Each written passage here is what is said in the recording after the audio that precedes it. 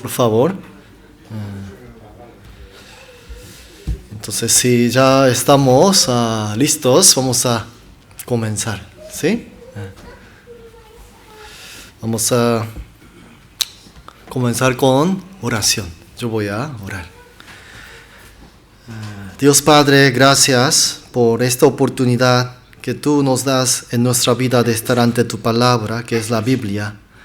Oramos para que tú des entendimiento de tu palabra y que abras el corazón de los que oyen tu palabra, para que estas palabras sean guardadas.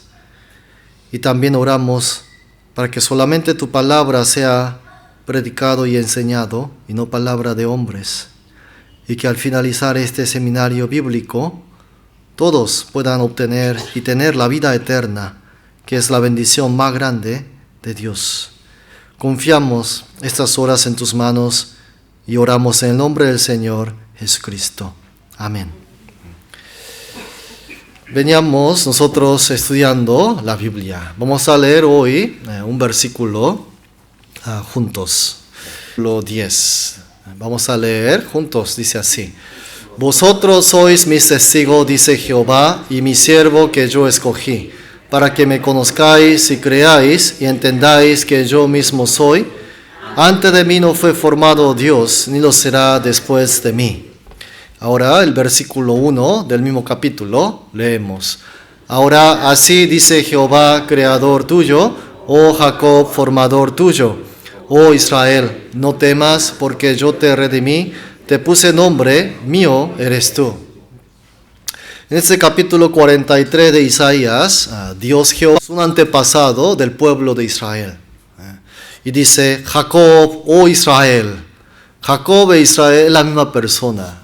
Dios escoge a un hombre, 4000 años atrás aproximadamente, escoge a un hombre llamado Abraham. Y por medio de este hombre llamado Abraham, él promete formar una nación grande, que hoy es Israel. Esa nación es Israel. Entonces acá en el versículo 1 de este capítulo 43 de Isaías, Dios está dándole esta palabra ¿a quién? A Israel. Diciéndole, Israel, dice, ¿no? Israel. Vosotros sois mis testigos, dice Jehová, y mi siervo que yo escogí, para que me conozcáis y creáis y entendáis que yo mismo soy. Antes de mí no fue formado Dios, ni lo será después de mí. En el capítulo 12 de Génesis, ayer aprendimos capítulo 6, 7 hasta el 8, que se trata del arca de Noé, el diluvio de agua que Dios trajo para destruir la tierra. A partir del capítulo 12 empieza la historia en realidad de un país. Ese país se llama Israel. Empieza a partir de Abraham. Y aquí en el capítulo 43, Dios ha escrito la razón de por qué Dios escogió a este pueblo de Israel. ¿Por qué? Ahí dice, vosotros sois mis testigos. Dios escogió a este pueblo de Israel. Miren, en el mundo como 230, 240 países en este mundo. Israel es uno de ellos. Pero Dios escogió a este pueblo, a esta nación de Israel. No a ciertas personas, no. A todo el pueblo, a toda la nación entera de Israel, testigos de Dios Jehová. Testigos. Es decir, toda esta gente, la nación, el pueblo de Israel, es testigos de Jehová. Significa algo, ¿verdad? Supongamos que aquí, en el parqueadero, en el estacionamiento, hay tiroteo. Y nosotros por la ventana mirando todo, ¿qué está pasando allá? Vimos todo de aquí, que se tiraban entre ellos, ¿verdad? ¿Quiénes somos nosotros? Testigos de este incidente que ha habido acá. Y seguramente el juez nos va a citar para que testifiquemos, ¿verdad? Sí. Israel testifica. ¿Pero qué es lo que ellos testifican? Ahí dice, volviendo a este capítulo 43, Dios Jehová. ¿Para qué? Ahí dice luego, vosotros sois mis testigos, dice Jehová, y mi siervo que yo escogí. ¿Quién escogió a Israel? Dios lo escogió. De todos estos países del mundo, Dios escogió un país llamado Israel. ¿Para qué? Para que me conozcáis y creáis y entendáis que yo mismo soy. Antes de mí no fue formado Dios, ni lo será después de mí.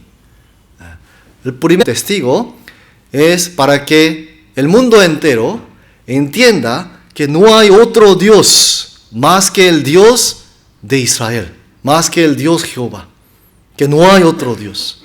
Entonces, nosotros, mirando la historia de Israel, podemos conocer a Dios. Y si conocemos a Dios, podemos creer en Dios. Y también podemos entender las cosas que está escrito en la Biblia. Este es el segundo día que yo y ustedes nos hemos conocido. ¿Verdad? Nos vamos conociendo. Este es el segundo día que nos conocemos. Ayer nos dimos los saludos, algunos comentarios, intercambiamos y nos estamos conociendo. Y supongamos que va a pasar 50 años que nos conocemos, que nos vemos todos los días por 50 años. Después de los 50 años nos vamos a conocer bastante bien, ¿verdad? Y tal vez hasta nuestros hijos conocen a vuestros hijos. Entonces puede creer, supongamos que somos todos nosotros personas buenas.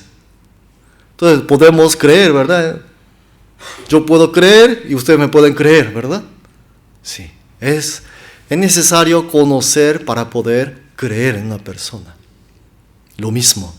Primero es necesario conocer la palabra de Dios para poder creer en Dios. ¿Cómo una persona puede creer en Dios sin conocerle? ¿Cómo puede una persona creer? Creer significa confiar en otra persona sin conocerle. Un día me llega una llamada, dice, yo soy Carlito Rodríguez Sánchez. Yo soy un hombre muy importante de México.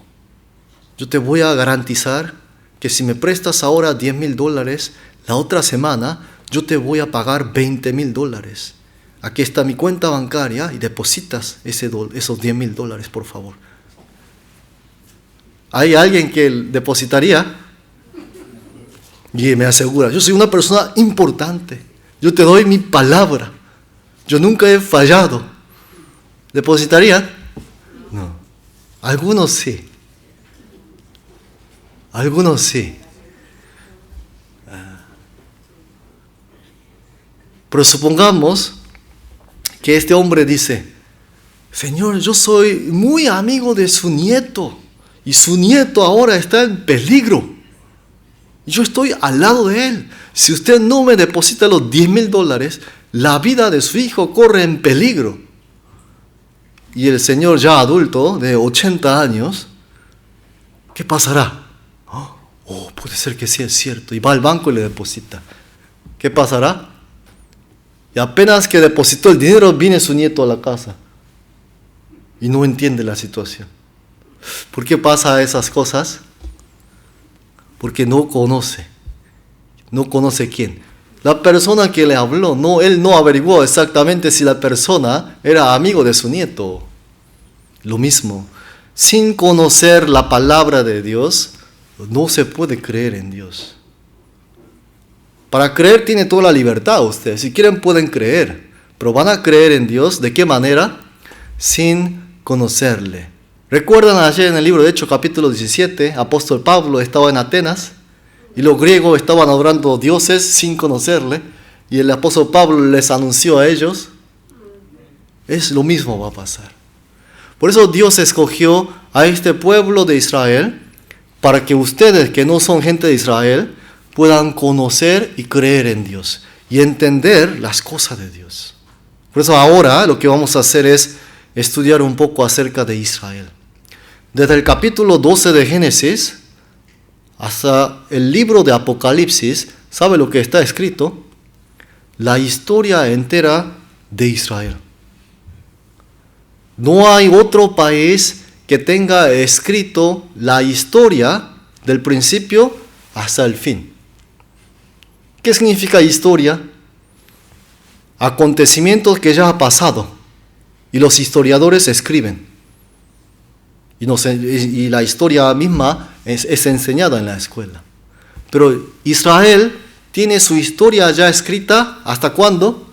Hasta el fin. cómo va a terminar la historia de Israel está escrito en la Biblia. ¿No es interesante eso? Y ellos creen en la Biblia. La historia de Israel es la Biblia. Si ustedes compran un libro de historia de Israel, está igual que escrito en la Biblia, lo mismo. Es decir, conociendo la historia de Israel, ustedes pueden conocer cosas muy importantes acerca de este Dios, Jehová, de la Biblia. Acá hay unos versículos referidos a Israel. Esos son algunos datos de Israel hoy en día, en la actualidad. Dios lo ha escogido aproximadamente 4,000 años atrás. Esto son de todo, está pintado en amarillo. La población de Israel, 8.6 millones. 8.6 millones. Y es uno de los países más pequeños del mundo en realidad. ¿Sabe cuánto es la población de Estados Unidos? 320 millones contra 8 millones. ¿Sabe cuál es la población de China? 1.700.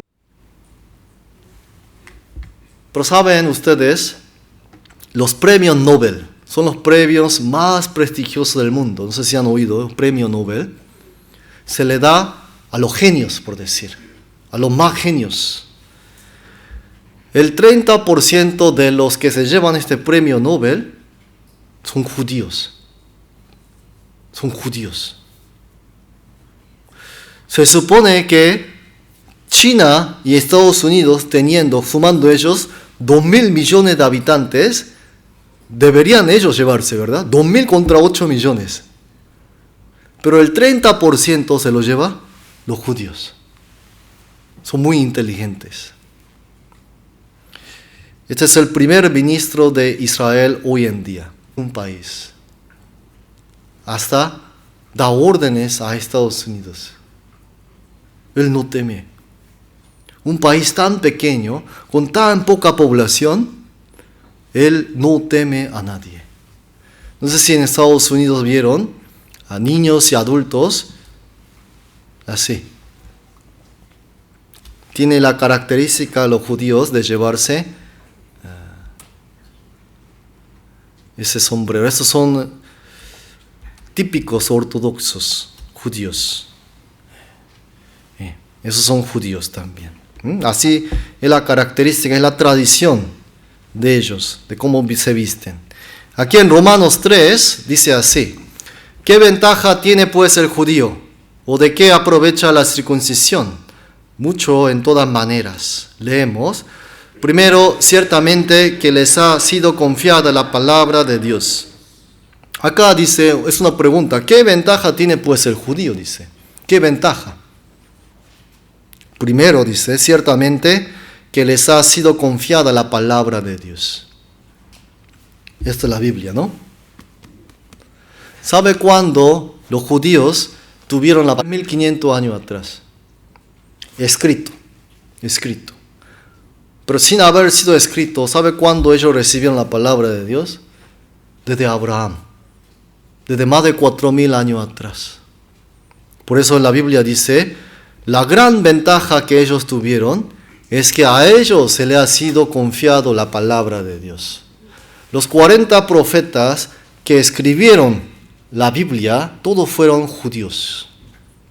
Y la Biblia misma, primero se le ha sido dado a los judíos, no a nosotros. A la tierra de Israel, la Biblia había llegado 3,500 años atrás. La palabra de Dios y la Biblia. ¿Y cuándo a nosotros, los españoles, los que hablan español, cuándo le ha llegado la palabra de Dios en español? ¿Sabe usted cuándo? No hace más de 400 años. 400 años contra 3,500 años. Gran ventaja, ¿no es así? ¿Sabe cuándo llegó la Biblia a Corea, por ejemplo? Es uno de los países que ha llegado tarde, 150 años. Ellos, los judíos, 3,500 años. Gran ventaja. Luego, aquí en el mismo libro de Romanos 9, que son israelitas, con la promulgación de la ley, el culto y las promesas, de quienes son los patriarcas, y de los cuales, según la carne, vino Cristo, el cual es Dios sobre todas las cosas, bendito por los siglos. Amén. Y luego, otra de las grandes ventajas, según la carne, vino Cristo a la tierra de Israel. ¿Saben quién es Cristo? El que marca la historia en dos. Antes de Cristo, la historia del hombre. Por eso en la clase de historia nosotros aprendemos cómo clasificar los años. Antes de Cristo, después de Cristo. Y el año 0 es el nacimiento de Cristo. Hoy vivimos en el año 2019. ¿Qué significa 2019? Han pasado 2019 años desde el nacimiento de Cristo. ¿Pero él dónde nació? ¿En Estados Unidos? ¿En México? No. En la tierra de Israel nació él. Pues otra ventaja para ellos. Acá dice así, en el libro de Ezequiel 38, voy a leer la parte que está abajo, nada más para poder ahorrar el tiempo, que mora, está hablando de Israel, que mora en la parte central de la tierra. 2600 años atrás se escribió el libro de Ezequiel, cuando todavía no sabía si la tierra era redonda, era cuadrada, era plana, y todavía ni siquiera sabía los países que iba a haber en el mundo, ¿no es así? Pero Dios en la Biblia ya dice, Israel va a morar, va a habitar en la parte central de la tierra. Hoy tenemos más de 200 países. Hoy sabemos que tenemos un mapa que se llama planisferio. Este es un mapa planisferio. Los niños en las escuelas, cuando les pide los maestros, mañana tienen que traer un mapa llamado planisferio. Entonces es este mapa. Van a comprar la papelería y tienen que llevar este mapa. Y en ese mapa hay el puntito rojo, es donde está Israel, pero no es tan grande. Hay que dividirlo como en 50 partes para que sea Israel. Ellos, este mar, se llama Mar Mediterráneo. Un hombre puso ese nombre a ese mar. Pero Mediterráneo significa, significa medio, en el centro. Terráneo significa tierra. Mar que está ¿en dónde? En medio, en el centro de la tierra. ¿Y dónde está Israel? Ahí al lado. ¿Por qué Israel tiene que estar ahí? Para que la palabra de Dios se cumpla, que mora en la parte central de la tierra. ¿Por qué Dios habrá puesto a Israel aquí en medio de la tierra? Muy importante, para que todos los países del mundo puedan ver, siempre pueda ver, está en el medio, para que vea. Si está en un extremo, va a ser para que lo vea. Porque la historia, toda la historia del hombre, siempre Israel estuvo en el centro de la historia de la humanidad. Siempre ha estado. Si usted estudia o recuerda en las clases de historia, Imperio de Egipto, habla de Israel. Imperio de Persia, está Israel en medio. Imperio de Grecia, está Israel en el medio. Imperio de Roma, está Israel en medio. La guerra de las cruzadas, está Israel en el medio. El descubrimiento de América por Cristóbal Colón, está Israel en medio. La Segunda Guerra Mundial, está Israel en el medio de la historia de la Segunda Guerra Mundial. Siempre Israel ha estado en las grandes historias de la humanidad. ¿Por qué? ¿Por qué será? ¿Quién es aquel que ha planeado la historia, toda la historia del hombre? Dios. Por eso, ¿por qué siempre ha estado Israel en medio de todas las historias del hombre? Por esto, porque ellos son testigos de Dios. Vosotros sois mis testigos, dice Jehová, y mi siervo que yo escogí, para que me conozcáis y creáis. Antes de mí no fue formado Dios, ni lo será después de mí. ¿Por qué lo ha puesto en medio de la historia a Israel? Porque ellos son testigos, ellos testifican de que existe un Dios vivo, verdadero, creador, y que la palabra de... Por eso siempre está en el medio de la historia. Hay un versículo que dice así, en Proverbios, vamos a leer este versículo. Hay camino que al hombre le parece derecho, pero su fin es camino de muerte. Hay camino que al hombre le parece derecho, pero su fin es muerte. ¿Están viviendo bien delante de Dios? Todos un día vamos a morir, eso es cierto. Pero el camino de muerte que habla acá no es el camino de la muerte, que un día va a morir nada más. Está hablando del camino de muerte hacia el infierno. Hay camino que al hombre le parece derecho. Yo llevo una vida buena, no perjudico ni daño a nadie. Yo, si tengo tiempo, yo trato de estar con Dios, ir a la iglesia, leer la palabra, trato de ayudar a la gente. Entonces uno cree que el camino que lleva es derecho. Pero realmente ese camino será el camino derecho hacia la vida o hacia la muerte. ¿Por qué? De acuerdo a la Biblia, ayer aprendimos, está establecido para los hombres que mueran una sola vez y después de esto, el juicio, dice en Hebreos 9. Después de la muerte hay juicio y del juicio, infierno. Este pueblo de Israel, ellos tuvieron la palabra de Dios. ¿Saben por qué Dios le dio primero a ellos la palabra de Dios? ¿Saben por qué? ¿Cuál es el propósito de escudriñar la Biblia? Ayer yo le dije, la Biblia hay que inquirir, hay que leer, hay que escudriñar. Así dice en la Biblia, ¿no? ¿Cuál es el propósito principal de que el hombre escudriña la Biblia, la palabra de Dios? Para que se convierta en una buena persona, para que moralmente sea una buena persona, ¿de verdad? ¿Por qué? ¿Por qué usted va al trabajo todos los días en la mañana? A pesar del cansancio se levanta temprano, va a trabajar 6 días, algunos 7 días, 2 trabajos. ¿Por qué va a trabajar? ¿Para qué?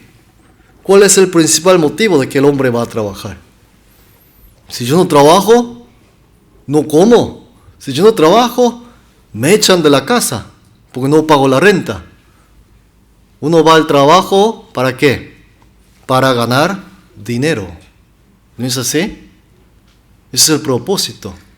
Uno va o manda a sus hijos a la escuela, ¿por qué? Hijo, yo quiero que tú tengas una carrera, una diploma y una carrera y que no andes trabajando como yo. ¿Por qué? Yo trabajo en un trabajo de los menos pagados. Yo quiero que tú ganes más dinero que yo, por eso te estoy mandando a la escuela, para que te capacites, tengas tu carrera y que después ganes mucho dinero. ¿No es así? Ese es el principal motivo de mandar a los hijos a la escuela. Pero ¿por qué uno abre la Biblia, lee y escudriña la Biblia? ¿Y cuál es el principal motivo?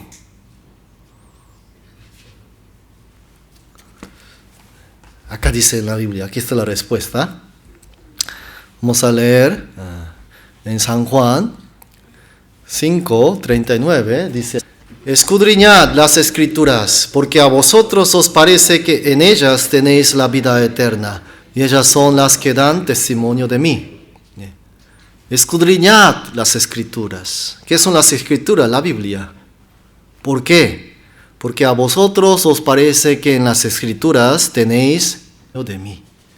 En las Escrituras, en la Biblia, ¿qué es lo que uno puede tener? Vida eterna. Esta vida que todos nosotros llevamos, ¿cuánto dura? 70, 80 años. ¿No es así? ¿Hay alguien de aquí que diga, yo ya no quiero vivir más, con 50 años que viva es suficiente? ¿Hay alguien? Pregúntele a una abuelita de 70 años, abuelita, usted ya vivió mucho, ¿verdad?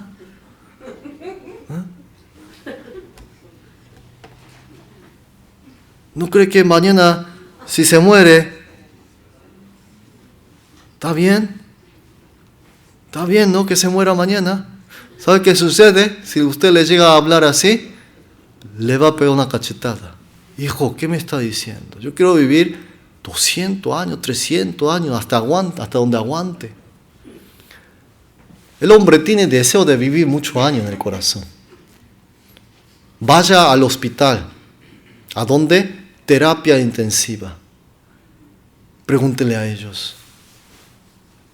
Señor, los doctores le dijeron que a usted le queda menos de una semana. Está bien, ¿no? ¿Qué dirán ellos? ¿Usted lo puede aceptar que nomás le queda una semana de vida? Así dijeron los doctores. ¿Usted lo acepta? Ellos se enojan.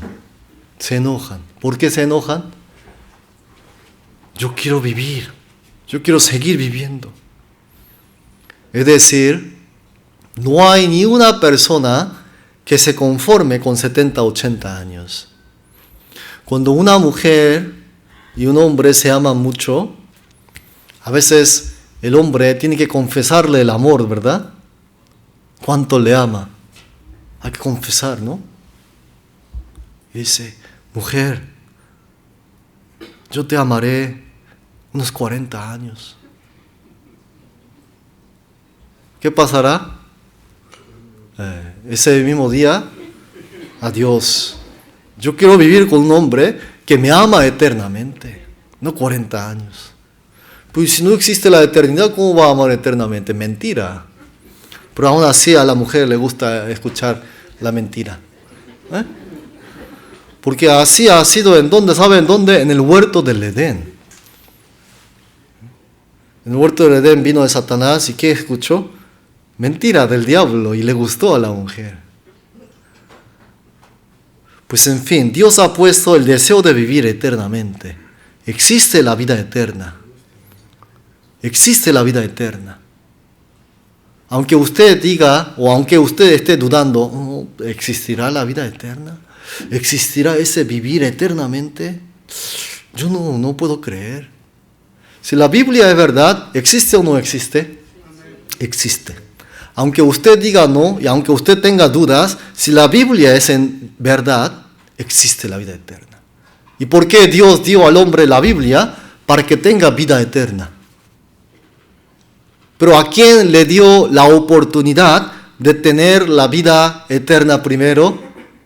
A los judíos. ¿No es así? Desde hace 3.500 años atrás.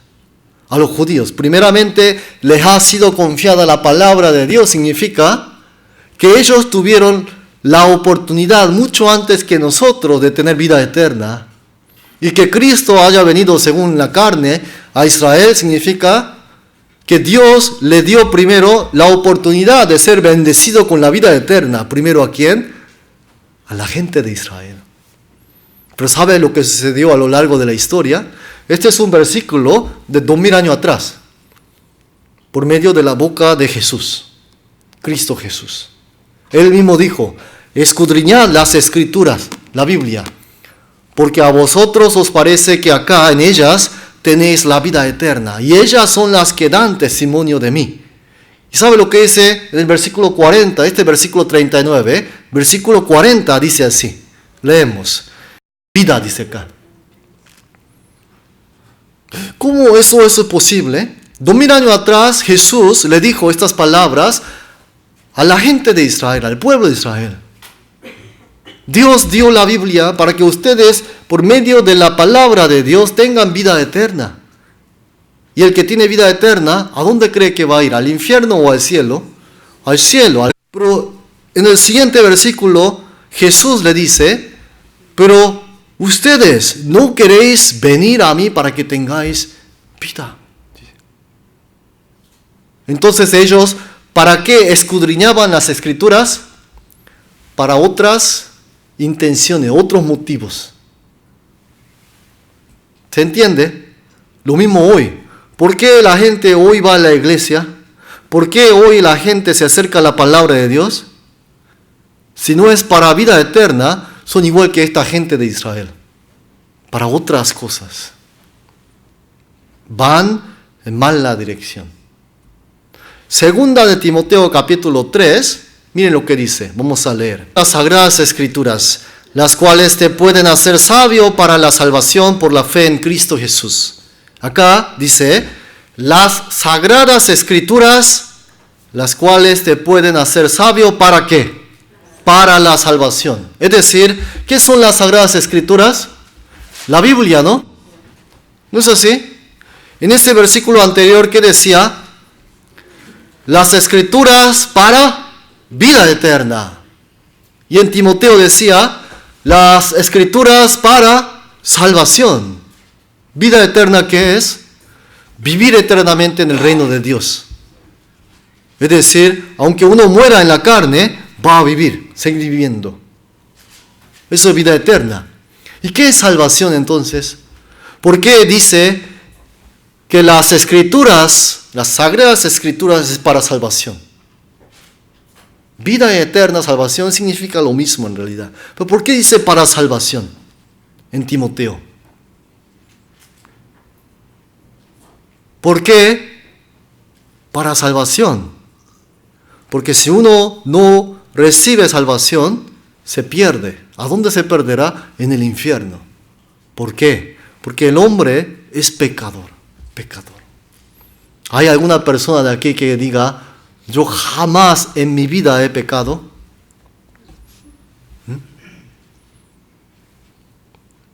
¿Verdad que no? Seguramente todos están de acuerdo, yo soy pecador ante Dios, delante de Dios. Por eso la Biblia dice, en el día del juicio Dios va a juzgar a los pecadores. ¿De qué manera? Echándolos al infierno. Por eso uno necesita salvación de Dios, salvación. ¿Pero de qué manera uno puede tener la salvación? Por medio de las Sagradas Escrituras. Por eso el principal motivo de por qué Dios dio la Biblia, la palabra de Dios al hombre, ¿para qué es? Para vida eterna, es para salvación. Y en San Juan capítulo 3 dice, para nacer de nuevo, dice. En Romano dice, para justificación.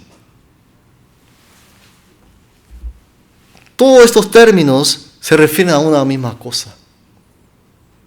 Ese es el principal motivo de por qué Dios dio la Biblia, la palabra de Dios al hombre. Pero ¿qué ha pasado con esta gente de Israel? ¿Sabe lo que sucedió? Eso es lo que sucedió con la gente de Israel. Cristo Jesús vino, como le dije, en el año 0, Él vino a este mundo. ¿No es así? Cuando Él vino, Él le hablaba palabras de vida eterna. Él le hablaba palabras. Él había sanado a los enfermos, a los cojos lo había levantado, a los paralíticos también. Es más, Él había hecho revivir hasta los muertos. Después Él le hizo de comer con 5 panes, 2 pececillos a más de 5,000 personas. Dijo, wow, con nunca nos vamos a morir de hambre. Con nunca vamos a estar enfermos nosotros. Vamos a hacer que este hombre sea rey. Pero él se escapaba, porque no había venido para eso. Y él siempre les hablaba cosas no aquí de la tierra, sino del cielo. Hablaba las cosas de la tierra para explicar las cosas del cielo. Pero la gente no entendía al oír la palabra. Así él dijo una vez, aquí, en ese capítulo de San Mateo 23, vamos a leer alguna de ellas. Aquí.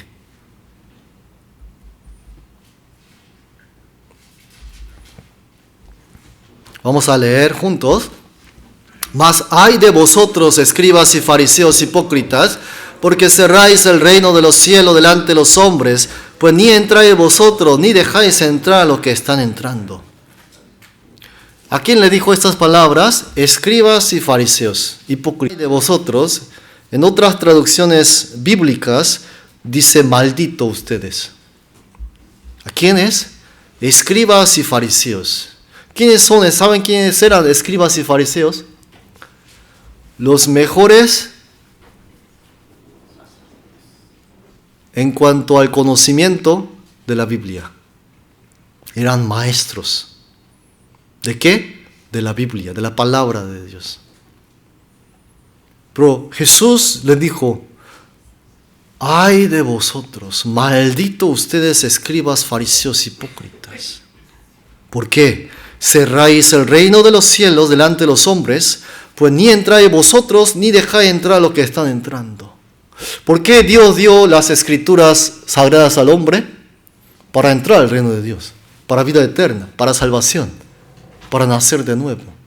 Pero acá está diciendo, ustedes que son escribas y fariseos, en otras palabras, maestros de la palabra de Dios.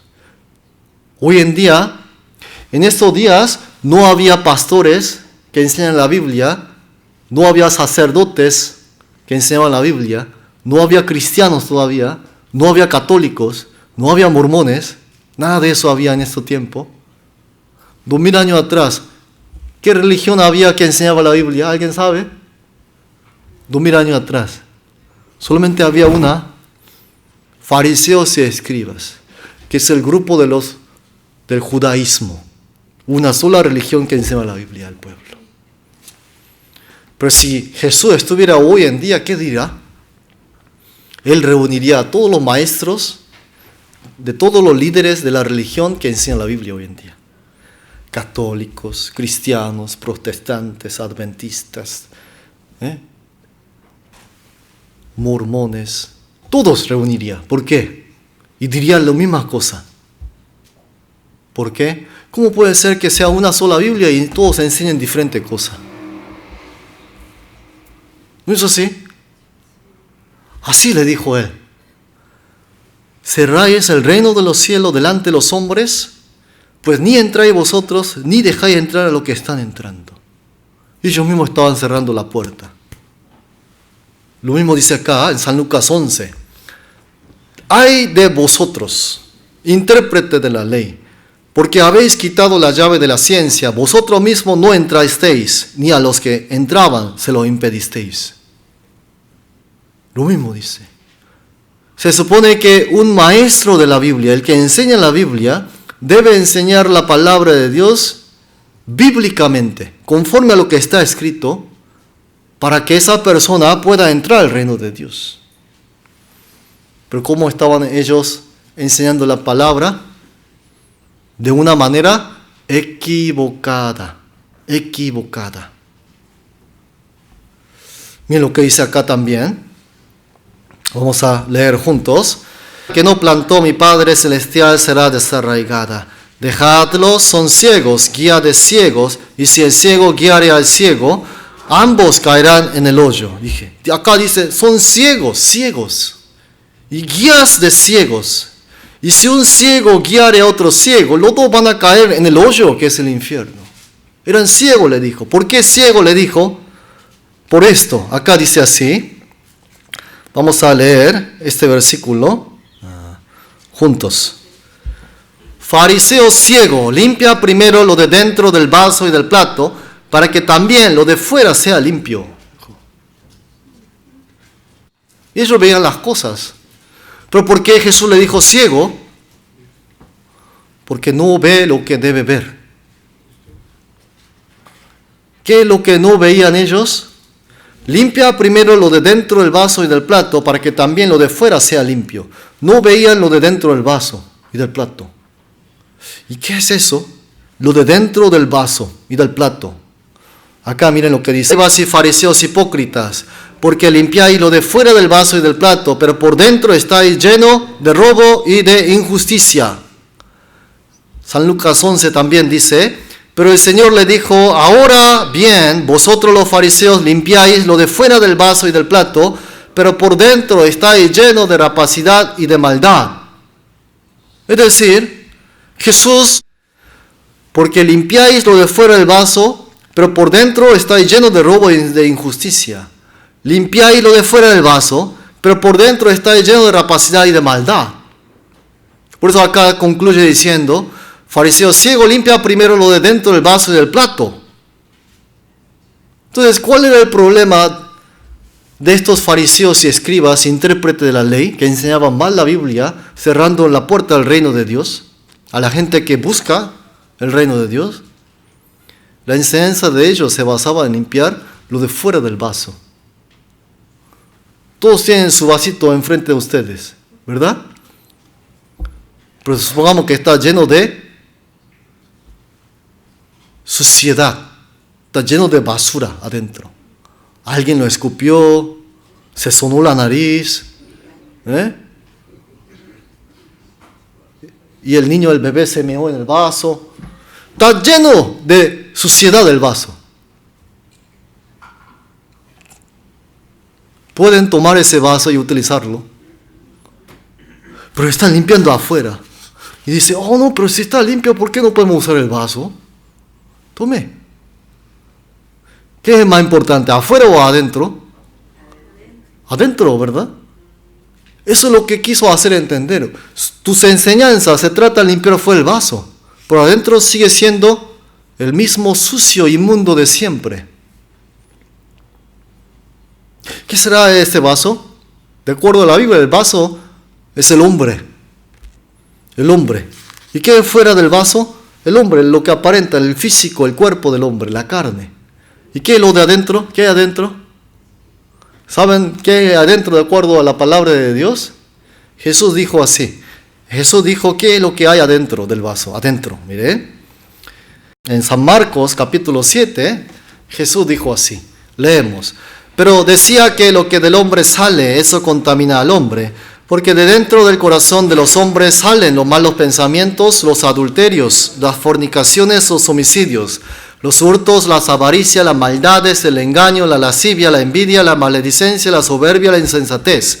Todas estas maldades de dentro salen y contaminan al hombre. ¿De dónde sale? Contamina al hombre.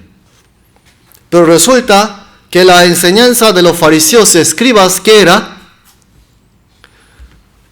Tú tienes que cambiar tu vida, ya tienes que dejar esa vida atrás y te tienes que convertirte en un buen hombre ahora. ¿Qué es eso? Limpiar lo de fuera del vaso, siempre. ¿No es así? Supongamos, era alcohólico y una vez fue a la iglesia y dice que aceptó a Cristo. Y se bautizó. Y ahora dice que las cosas han cambiado todo. ¿Y ahora quién es? Pastor. Predica la palabra, ayuda a la gente. Pero cuando este hombre, que antes era alcohólico y ahora es pastor, se habrá limpiado lo de dentro del vaso, ¿cuándo? ¿Y cómo, verdad? Nunca. Pero por fuera está limpio. Eso quiso enseñar Jesús.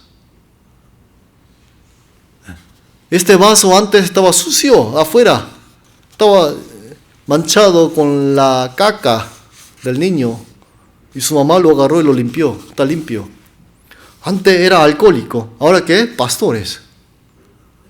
Antes era ladrón, ¿y ahora qué es? El diácono de la iglesia. ¿Qué cambió? Lo de fuera, nomás lo de fuera cambió. ¿Sí se entiende? Adentro sigue siendo, ¿qué cosa? Sucio y inmundo de siempre. Eso es lo que Jesús quiso hacer entender a estos hombres 2000 años atrás. Porque ¿quién eran los fariseos? Los más limpios de afuera. Nadie podía alcanzar lo limpio que eran estas personas por afuera. Pero por dentro, a los ojos de Dios, ¿qué era? Sucio, inmundo, hipócrita. ¿Sabe qué significa hipócrita? Adentro y afuera es diferente. Para que no sea hipócrita, adentro tiene que ser limpio como afuera. Mire, aquí. Estas dos personas un día decidieron acercarse a Dios, a buscar. Ayer aprendimos, cuando Dios creó al hombre, creó a la imagen de Dios, ¿no es así? Es decir, ese cuerpo, Dios es espíritu, dice en la Biblia, y los que adoran en espíritu y en verdad es necesario que adoren, dice. Dios creó al hombre, puso espíritu adentro del hombre. Pero adentro del hombre, acabamos de leer en San Marcos, capítulo 7, estaba lleno de ¿qué? Lo que de dentro sale, eso contamina al hombre. ¿Y qué sale lo de dentro? Adentro, malos pensamientos, adulterios, fornicaciones, homicidios, engaño, mentira, hurtos, envidia, perversidad, lascivia, engaño, mentira, murmuraciones, groserías, insultos, enojos, avaricia, idolatría, desobediencia. Al ojo de Dios, ¿ese corazón está limpio o está inmundo? Está sucio, inmundo. Pero ellas, sin darse cuenta, se acercan a la iglesia porque quiere buscar de Dios. Eso no está mal, está bien. Se acerca. ¿Y qué es lo que está haciendo en la iglesia? Pasen aquí adelante los que hoy quieren recibir a Cristo en su corazón y oren conmigo de esta manera.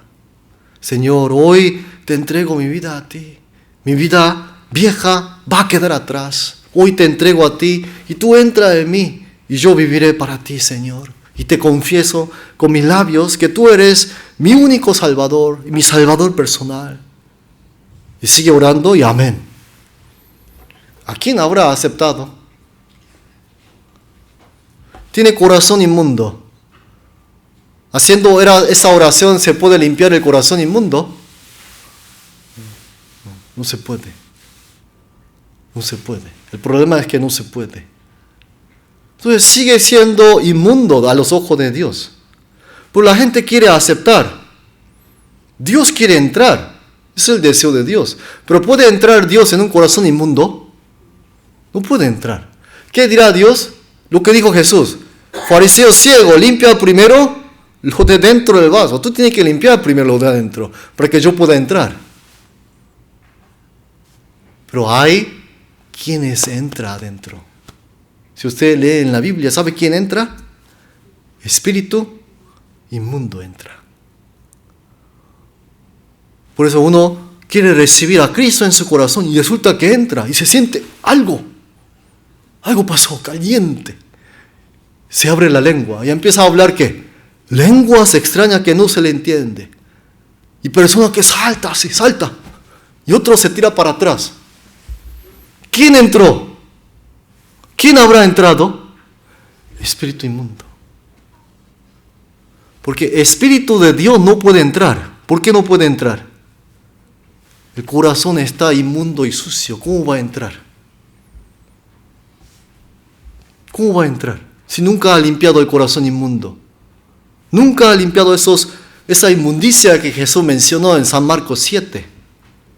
Entonces, acepta. ¿Quién va a entrar? Oh, a mí me gustan esos lugares inmundos. Espíritu inmundo entra adentro. Por eso, mucha gente hace locura. Locura. Por eso la Biblia, en 2 de Corintios, capítulo 11, dice así. Hay otro Jesús. ¿Cómo se llama? Jesús se llama ese espíritu inmundo. Otro espíritu, que no es el espíritu de Dios. Otro evangelio, bien lo toleráis, dice. 7 dice así. Señor, Señor, no profetizamos en tu nombre echamos fuera demonios, y en tu nombre hicimos muchos milagros. Son personas totalmente entregadas y dedicadas a la obra de Dios. Porque acá dice, Señor, Señor, no fuera demonios en el nombre del Señor Jesucristo. Hicimos muchos milagros, sanidad, hablar lenguas, bendición, prosperidad. En el nombre del Señor Jesucristo. No son cualquier persona. Pero ¿sabe lo que Jesús, el Señor, le contesta? Leemos acá. Entonces le declararé, nunca os conocí, apartado de mí, hacedores de maldad, le dice. ¿Por qué? Porque esta gente dice, Señor, nosotros te conocemos lo suficientemente bien, porque hemos profetizado, evangelizado, predicado tu palabra en tu nombre. Echamos demonios en tu nombre. No cualquiera tiene el poder para echar demonios en el nombre del Señor Jesucristo. No cualquiera tiene el poder de hacer milagros en el nombre del Señor Jesucristo. ¿Ustedes pueden hacer? No. Pero aunque lo hicieran, ¿qué sucede cuando uno todavía sigue con ese corazón inmundo? ¿Qué dice Jesús? Entonces, apartaos de mí, hacedores de maldad. ¿Cómo es eso? Si ellos vivieron toda una vida entregada a la obra de Dios, pero el Señor le dice, yo nunca os conocí, apartado de mí, hacedores de maldad. ¿Con qué espíritu lo habrán hecho ellos, toda esta obra? Espíritu inmundo. Espíritu inmundo. Ese espíritu inmundo, ¿cómo se llamará? Jesús se llama, Jesús. ¿Sabe lo que dice en el capítulo, 2 de Corintios capítulo 11? En ese mismo capítulo habla de otro Jesús, otro espíritu, otro evangelio, que bien ustedes lo toleran. Pero ¿sabe lo que dice? Los siervos del Satanás se disfraza, ¿sabe cómo? Como ángel de luz. ¿Y qué es lo que ellos hacen aceptar? Otro Jesús. ¿Cómo? Con la Biblia, con su predicación. Otro. Por eso, aquí, mire, anda por los lugares secos, buscando reposo, y no lo halla. Entonces dice, volveré a mi casa de donde salí. ¿De qué habla? Espíritu inmundo sale y entra. ¿Qué cosa? El espíritu inmundo sale del hombre. ¿A dónde entrará el espíritu inmundo? A los lugares inmundos. Por eso Jesús dijo que hay que limpiar primero lo de dentro. Pero los fariseos se dedicaban a limpiar lo de ¿dónde? Lo de fuera. En San Juan capítulo 3, Jesús dio más detalles a los fariseos, a los que se dedican a limpiar lo de fuera. Aquí, capítulo 3 de San Juan, versículo 1, dice que se llamaba Nicodemo, un principal entre los judíos. Este vino a Jesús de noche y le dijo, Rabí, sabemos que ha venido de Dios como maestro, porque nadie puede hacer estas señales que tú haces, sino está Dios con él. Vino una noche fariseo. Era un maestro de la Biblia. En el versículo 10 dice que es un maestro de la Biblia. Es decir, si este hombre Nicodemo salía a la calle así caminando, el pueblo lo veía, lo reconocía o no lo reconocía, era un hombre reconocido en Israel, muy reconocido. Pero él era un hombre que tenía dudas en su corazón. Yo sé que tengo muchos logros en mi vida como creyente. Yo enseño la palabra porque soy uno de los mejores aquí en mi tierra. Yo soy un principal entre los judíos, un líder. Y a mí me conoce el mundo entero. Pero yo aún así tengo duda. ¿De qué? ¿Podré yo entrar al reino de Dios? Esa era la duda que él tenía. Y se acercó. ¿A quién se acercó? Este vino a Jesús de noche. Versículo 2 dice así, ¿no? Este vino a Jesús de noche. Y no hizo ninguna pregunta, sino un comentario nomás diciendo, sabemos que ha venido de Dios como maestro, porque nadie puede hacer estas señales que tú haces si no está Dios con él. Hizo ese comentario. Versículo 3, Jesús le responde así, leemos. Respondió Jesús y le dijo, de cierto, no puede ver el reino de Dios. ¿Qué dijo? Nicodemo tenía duda aquí adentro en su corazón. ¿Podré yo entrar al reino de Dios con todos estos logros como creyente? Jesús fue directo al grano diciéndole, tú tienes que nacer de nuevo para ver el reino de Dios. Tú no naciste de nuevo. Eso quiso decir. Pero le habló indirectamente. De cierto, 2 veces. No muchas veces, si ustedes leen la Biblia, Jesús dijo 2 veces de cierto. ¿Qué significa de cierto? De verdad, es de verdad. Que el que no naciere de nuevo no puede ver el reino de Dios. Entonces este Nicodemo sabía eso acerca de nacer de nuevo. Él no sabía. ¿Cómo sabemos que él no sabía?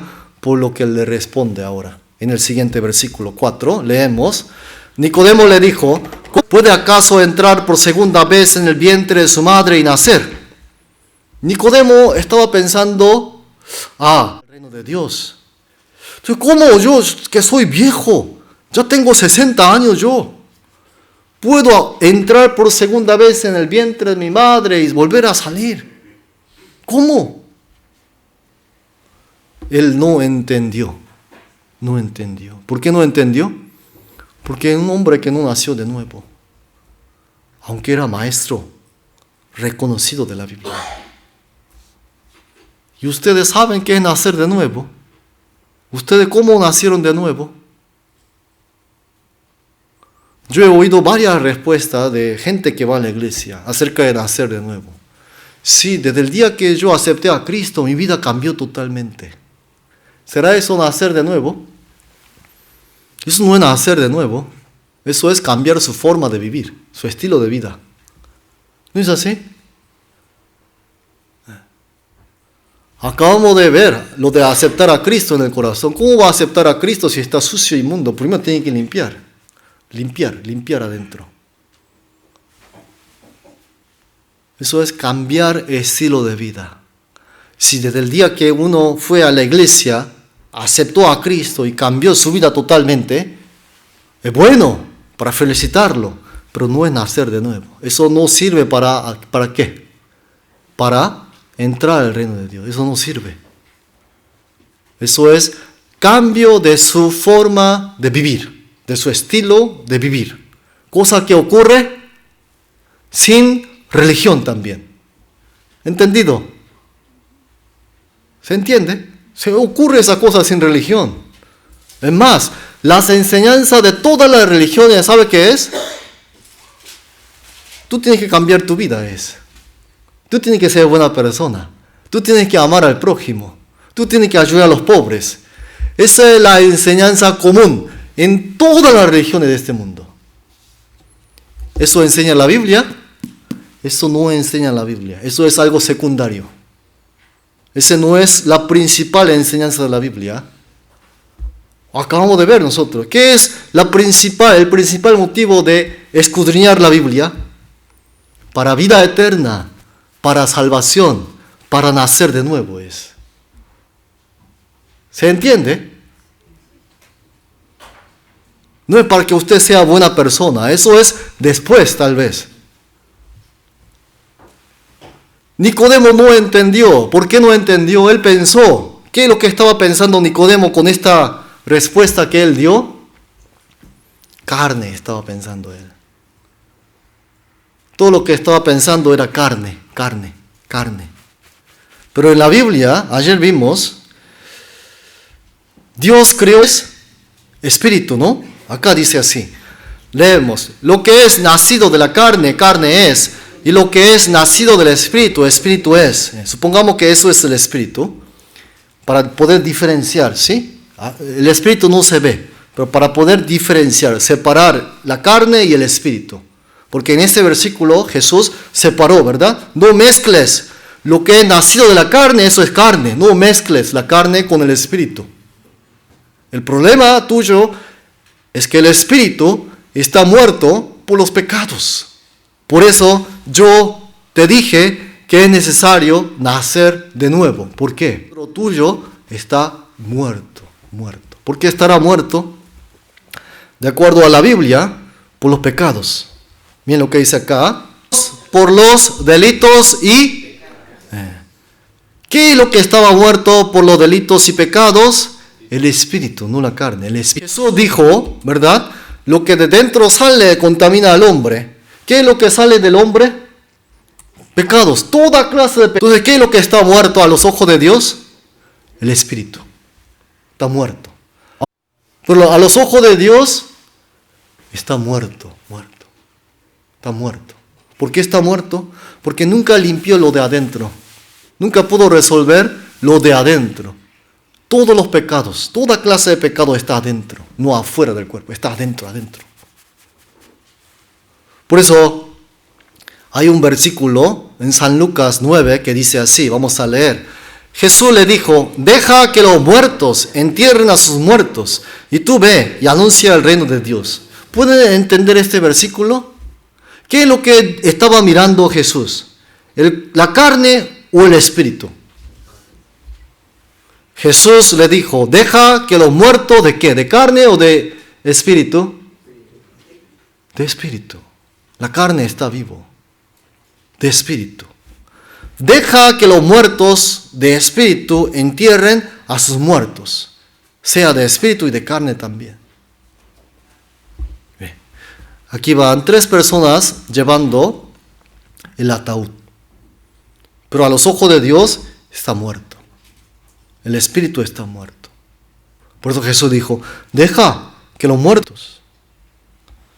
Por eso Jesús dijo, respondiendo Jesús y le dijo, de cierto te digo, que el que no naciere de nuevo no puede ver el reino de Dios.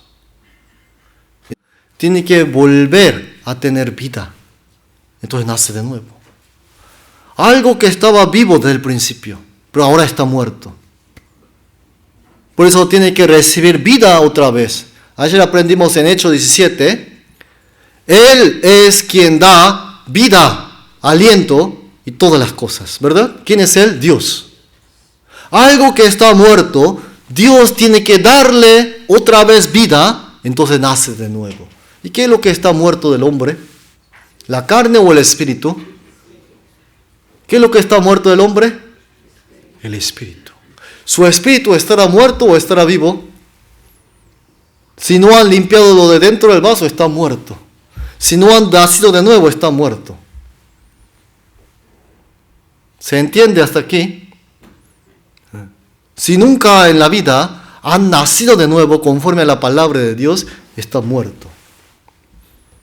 Haga lo que haga, está muerto. Haga lo que haga, va a seguir estando muerto. La única manera de nacer de nuevo, recibir vida de Dios, ¿sabe cómo es? Pedro, en el libro de Pedro, él dijo así, aquí. Vamos a leer. Primera de Pedro, capítulo 1. Leemos. Siendo renacidos, notable, por la palabra de Dios que vive y permanece para siempre. ¿Qué significa renacidos? Nacer de nuevo, ¿no es así? Ellos ya nacieron de nuevo, ellos. Siendo renacidos significa ellos ya nacieron de nuevo. ¿Cómo? Por la palabra de Dios que vive y permanece para siempre.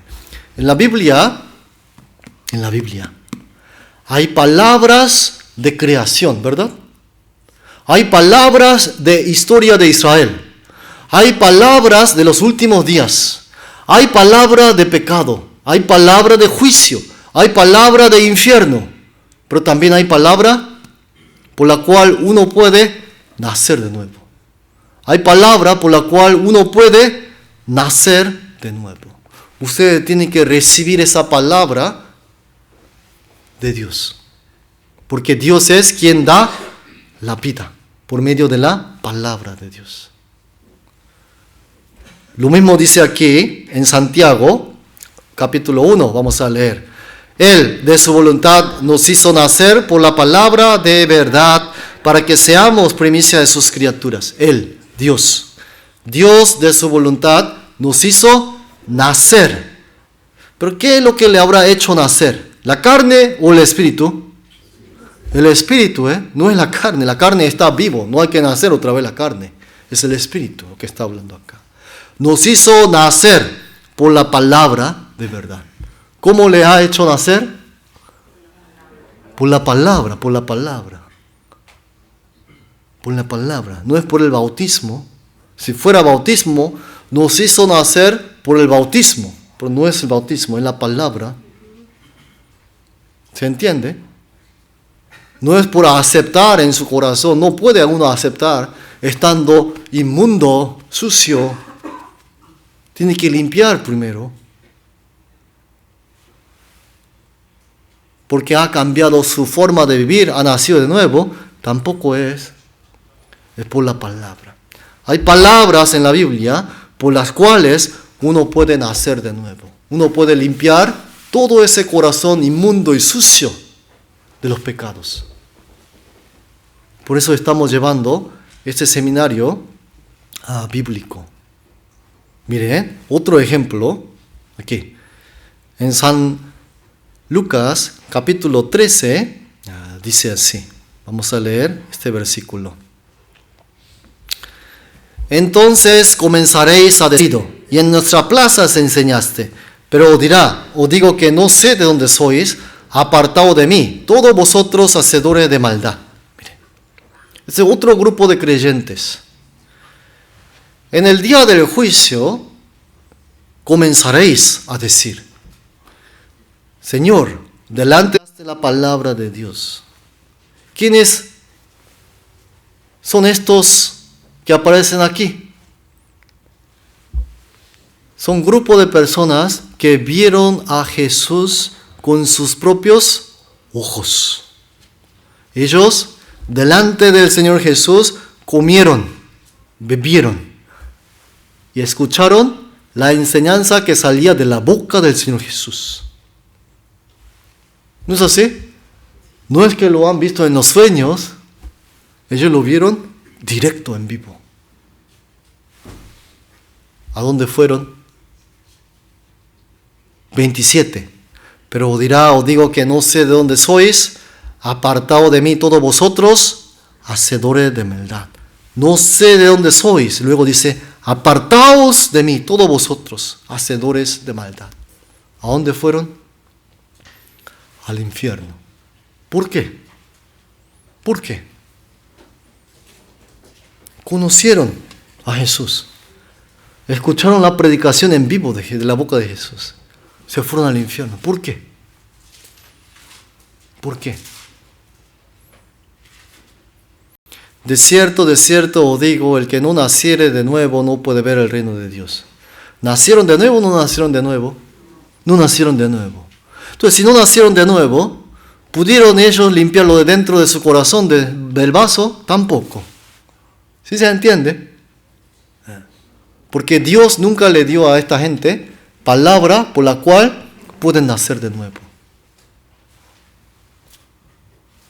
Acá, alguien le dijo, Señor, son pocos los que se salvan, le dijo. Fue directamente hacia el grano la pregunta.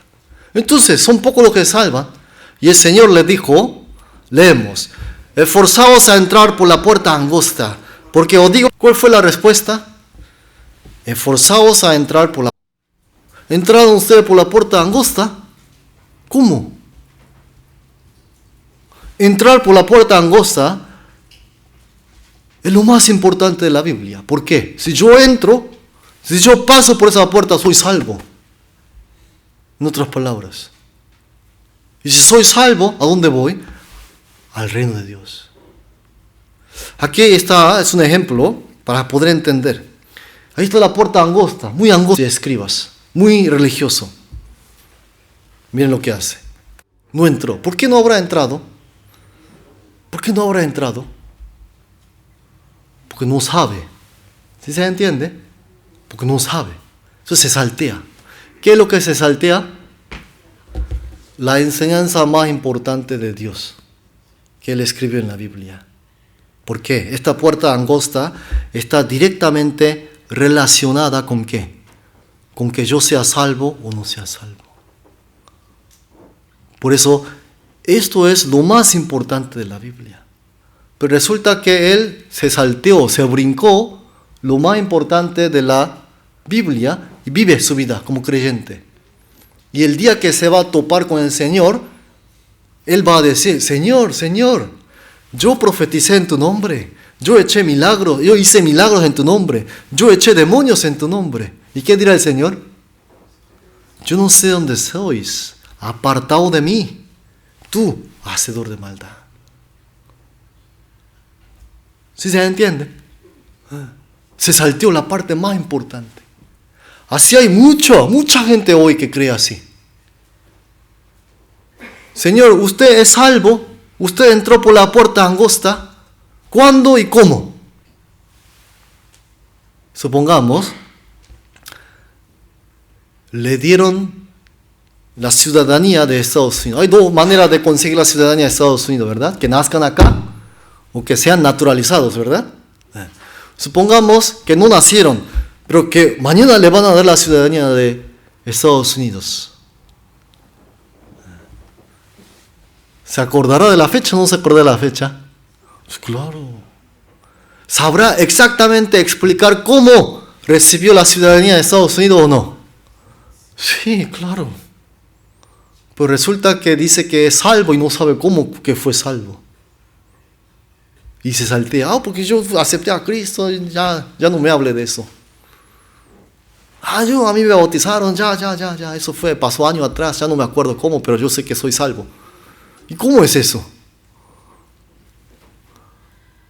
Al revés tiene que ser. Tiene que ser lo más detallado, lo más importante. ¿No es así? Y lo mejor explicado en realidad debe ser eso. Pero hoy la gente como este hombre se saltea y no sabe. ¿Sabe qué va a pasar el día que se encuentren delante del Señor? Le va a decir, yo a ti no te conozco. ¿Quién eres? ¿Cuándo tú entraste por la puerta angosta? ¿Cuándo tú y cómo naciste de nuevo? Tú enséñame, ¿cómo? ¿Sabe cómo va a quedar esa persona? Enmudecido. Hay una historia así en la Biblia.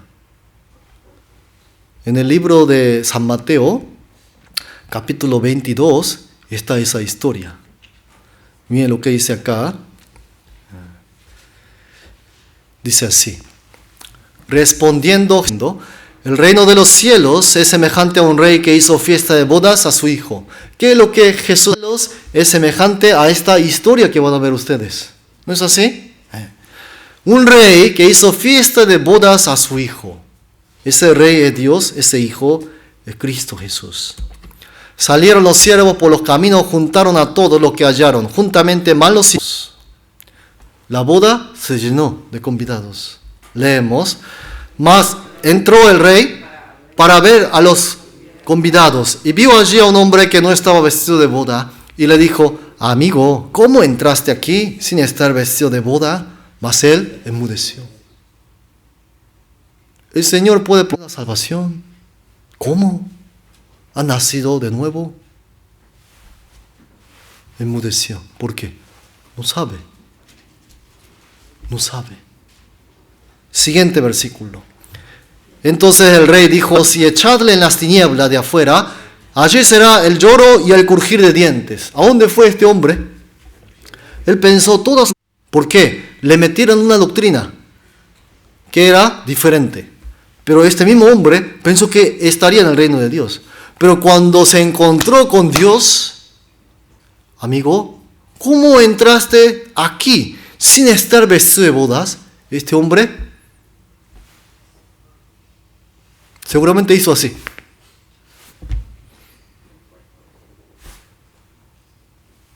No sé. El rey dijo a los que servían, atadle manos, pies, echadle en las tinieblas de afuera. ¿Dónde es ese lugar? En el infierno. Allí será el lloro y crujir de dientes. ¿Sabe por qué hay lloro en el infierno? Si uno se merecía ir al infierno, no tiene que haber lloro, ¿verdad? Yo me merezco estar aquí. Pero nunca pensó que iría al infierno. ¿Por qué? Era un creyente que pensó que era salvo, pensó que había nacido de nuevo, pensó que estaría en el reino de Dios, pero no fue así el caso. Por eso hay lloro. Jamás me imaginé yo que le dediqué toda mi vida al Señor, a Jesús, a Cristo, estaría yo aquí. ¿Qué es lo que se brincó este hombre?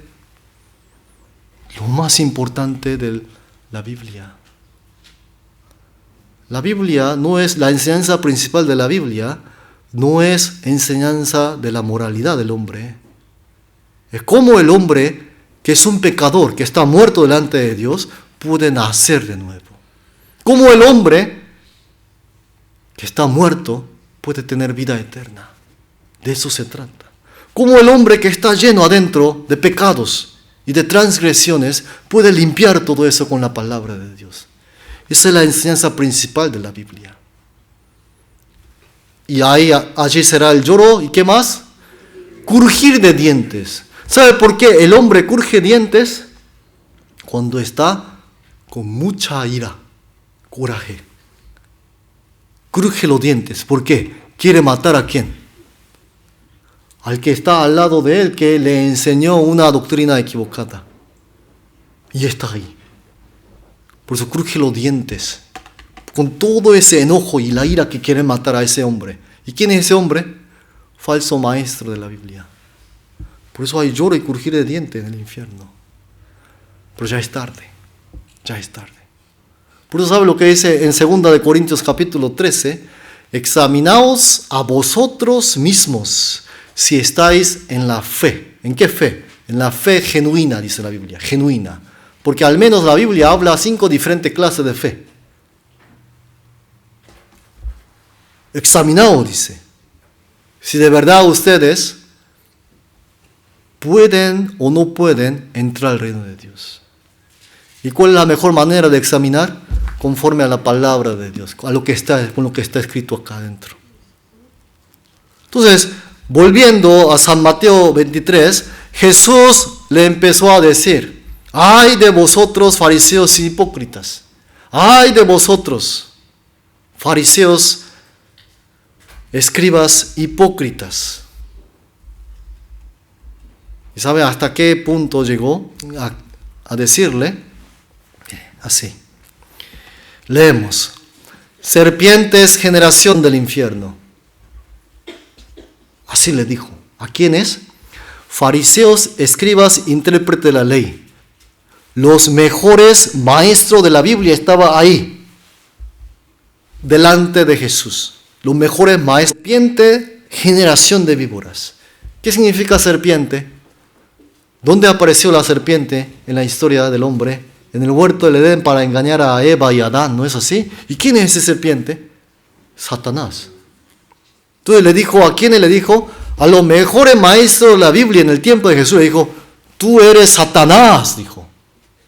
Tú eres generación de ese Satanás que vino del huerto del Edén, enseñando la palabra de Dios. ¿De qué manera? Muy parecida. No tan errada, muy parecida. Mire. Si en este vaso está lleno de droga, ¿ustedes lo tomarían? Veneno, ¿lo tomarían? Menos. Pero supongamos que todo es agua y una gota de veneno, ¿lo tomarían? Mucha gente lo toma sin darse cuenta. Porque una gota, ¿cómo van a ustedes diferenciar, distinguir qué es veneno? ¿No es así? Eso fue el Satanás, esa fue la historia del Satanás. No es que echó 100% de veneno, no. Una gota de veneno le echó en el huerto del Edén. Y todos sus maestros, lo mismo. Muy parecido a enseñar la Biblia. Pero cuando se trata de lo más importante de la Biblia, del nacer de nuevo, de la salvación, de la vida eterna, se van para otro lado. Se desvían de la verdad. Por eso Jesús le dijo, serpientes, generación de víboras, ¿cómo escaparé de la condenación del infierno? Y acá dijo, vosotros sois de vuestro padre el diablo, le dijo.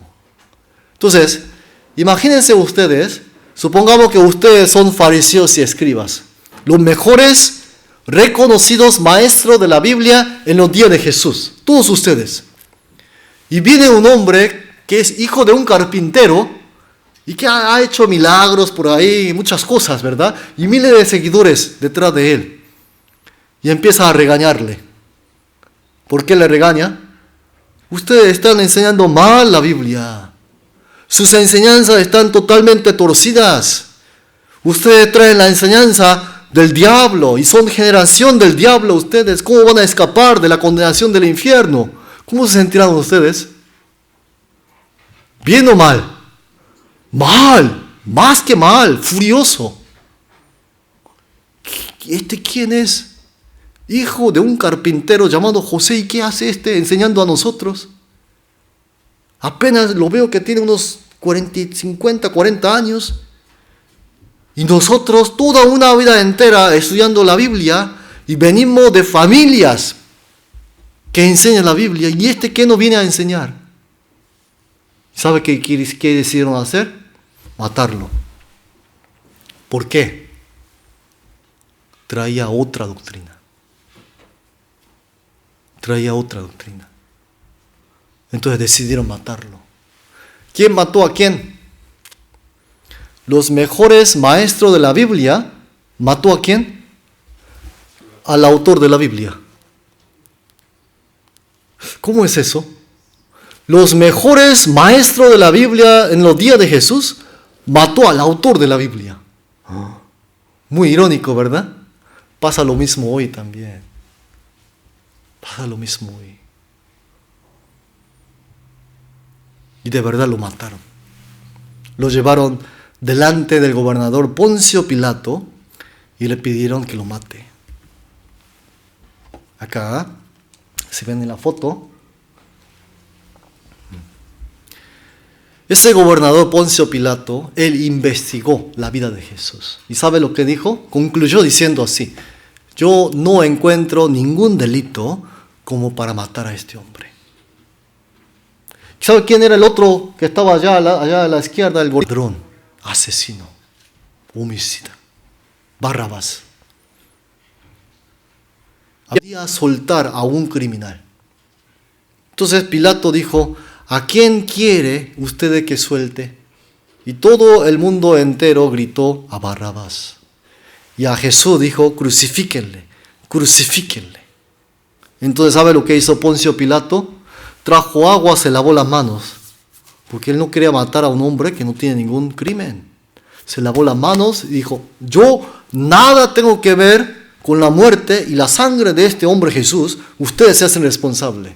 ¿Sabe lo que gritó el pueblo? Leemos: respondiendo todo el pueblo, dijo, así gritó el pueblo: la sangre de ese Jesús nosotros vamos a ser responsables, pero también nuestros hijos.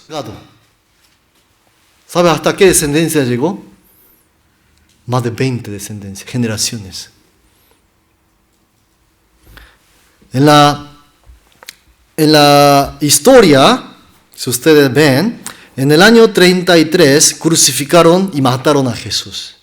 Y en el año 33 el pueblo de Israel gritó diciendo estas palabras.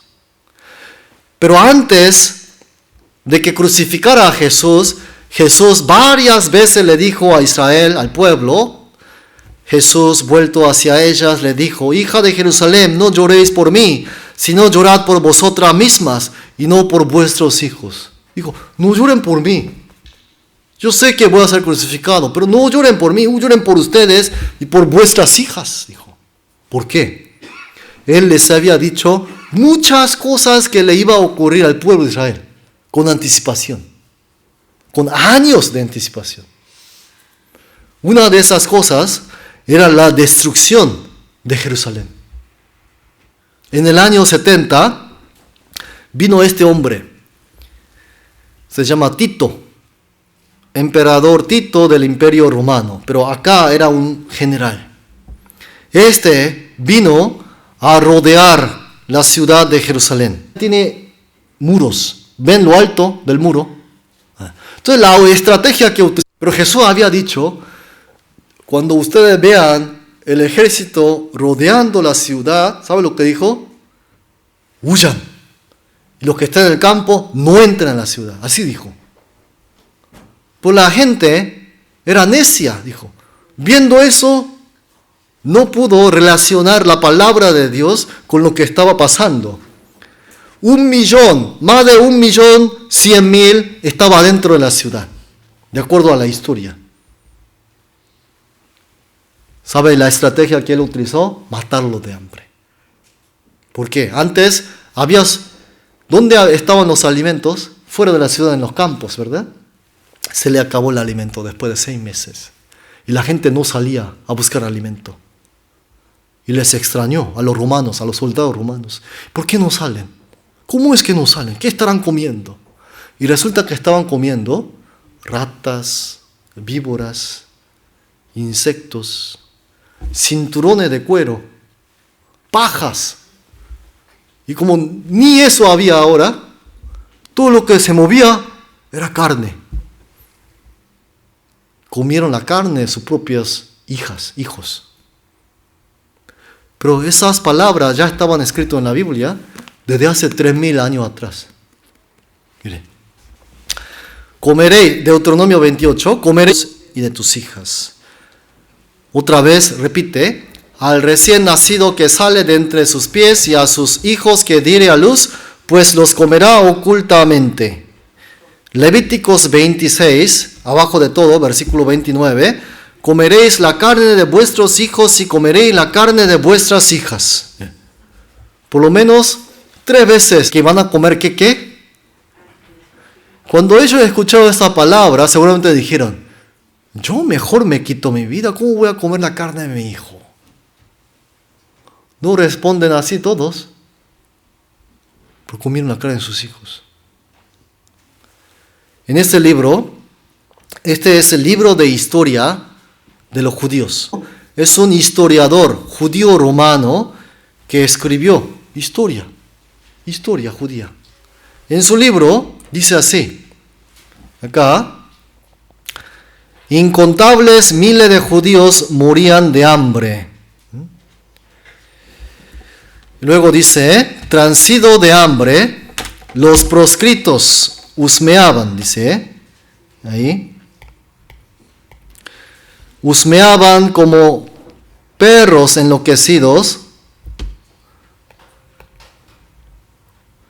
Aquí.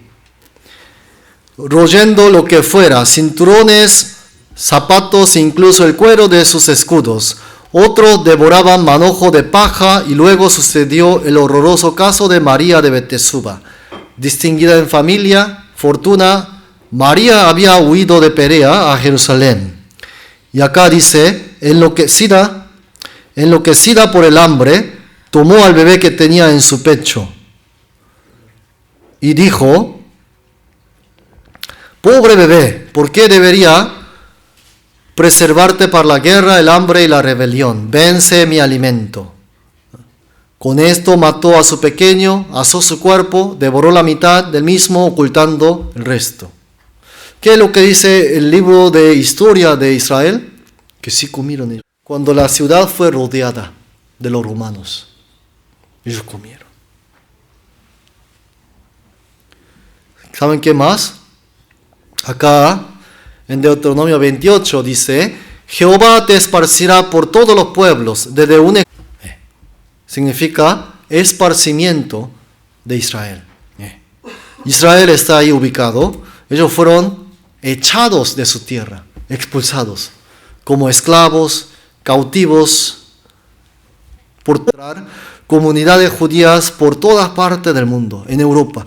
Lo redondo amarillo son comunidades judías formadas en Europa. Estados Unidos y Canadá, México, hasta la América del Sur. Por eso hay judíos por todas partes del mundo. Porque en el año 70, el emperador romano declaró diáspora.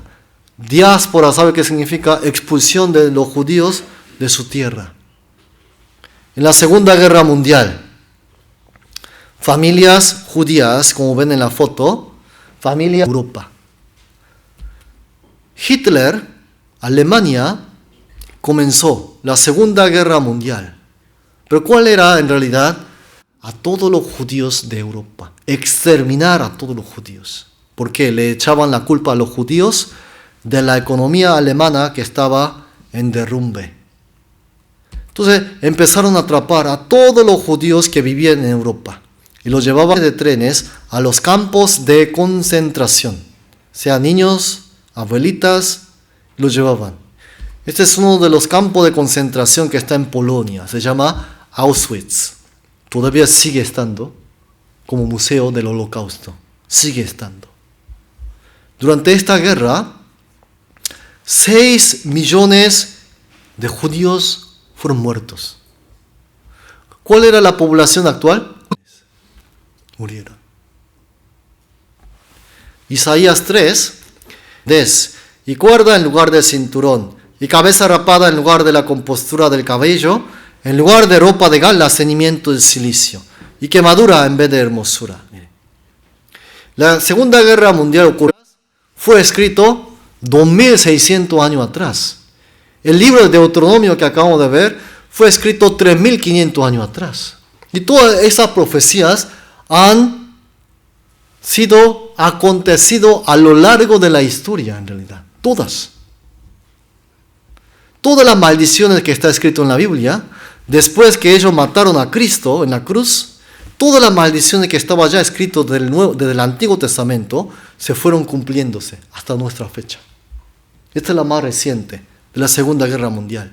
Dice que en lugar de perfumes aromáticos, recuerden, hediondez. Y luego, cabeza rapada en lugar de compostura de cabello, quemadura en vez de hermosura. Recuerden tres cosas: hediondez, cabeza rapada, quemadura en vez de hermosura. Mire, cuando atraparon a todos los judíos, lo metieron en el campo de concentración.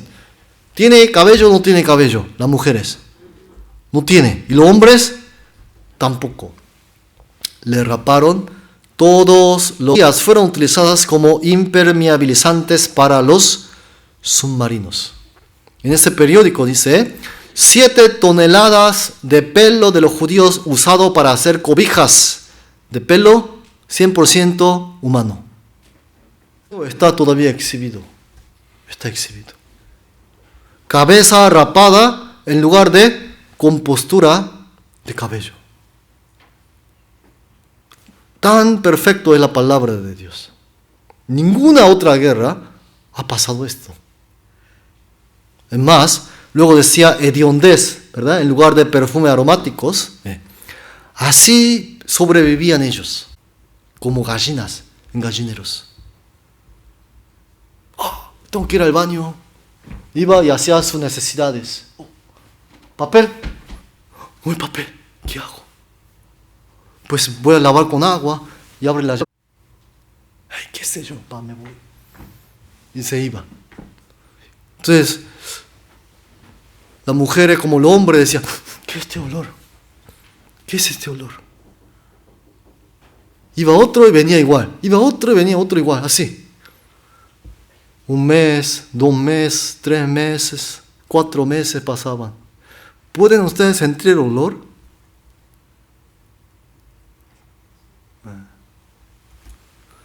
¿Saben qué era lo que más deseaban ellos? En los documentarios o en las películas, si ustedes ven, basado en la Segunda Guerra Mundial, bañarse. No se podía bañar. Hediondez, dice, ¿no? Hediondez.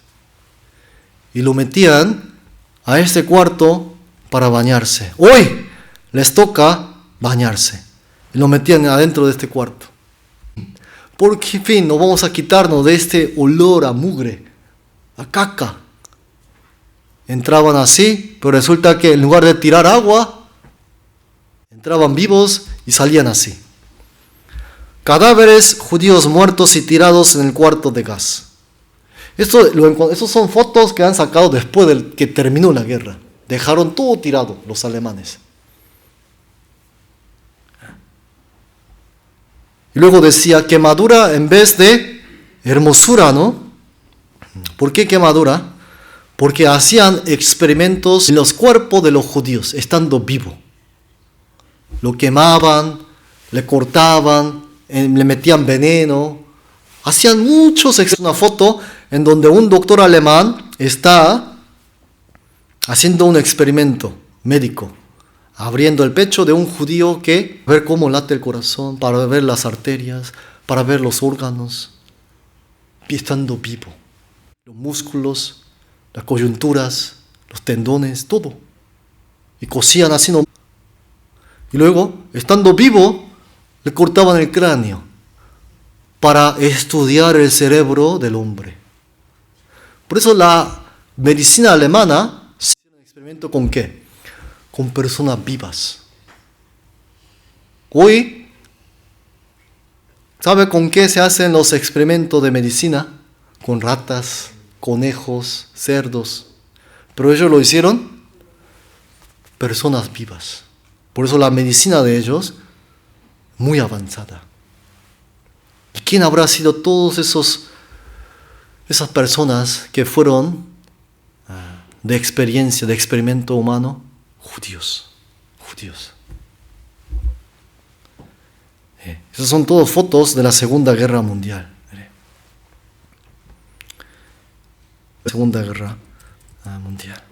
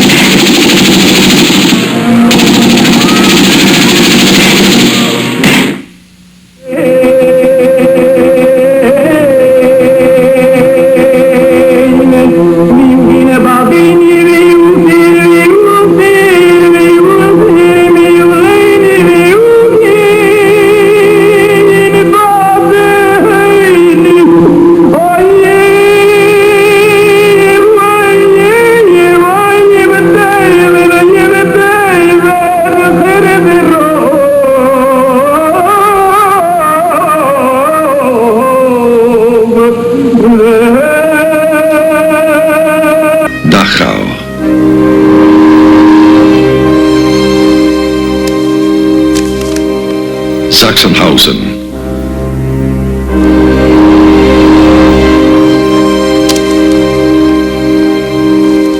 Flossenbürg,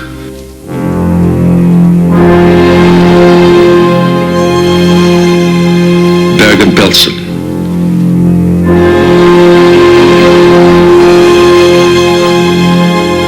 Nordhausen,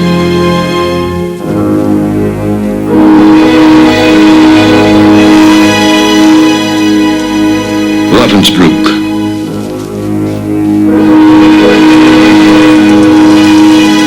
Nordhausen,